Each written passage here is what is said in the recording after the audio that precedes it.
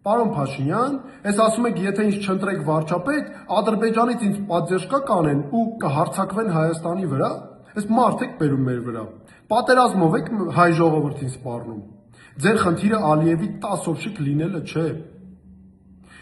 Դուք զբաղեցնում եք Հայաստանի վարչապետի պաշտոնը։ Ասեմ իմանաք, որ Հայաստանում կա պատերազմի մեկ կուսակցություն, դա ձեր ղեկավարած քաղաքական ուժն է,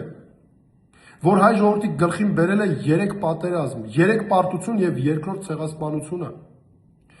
Հայաստանում ձեզանից բացի չկա պատերազմի այլ կուսակցություն եւ ձեր հայտարարությունն ամբողջությամբ սուտ է ու դուք դրա մասին լավ գիտեք։ Ես սա ասում եմ նաեւ այն քաղաքական ուժերի մասին, որոնք գործում են Հայաստանում։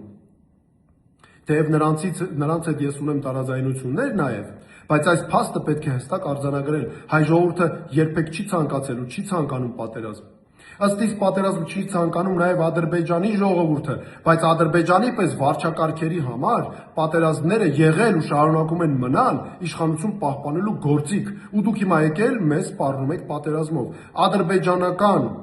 սպառնալիքը Ադրբեջանին դարձել եք մեր ընտրություններում գլխավոր գործոն։ Հերիք չի դարձել եք Ալիևի մարդը, Ալիևի կամակատարը եւ նրա պատվին սահմանադրական փոփոխություններ եք ուզում անել, մի հատ էլ սպառնում եք պատերազմով։ Մեր երկրի բարձունքները Ադրբեջանի զիջող, մեր երկրի տարածքում ադրբեջանական դիրքերի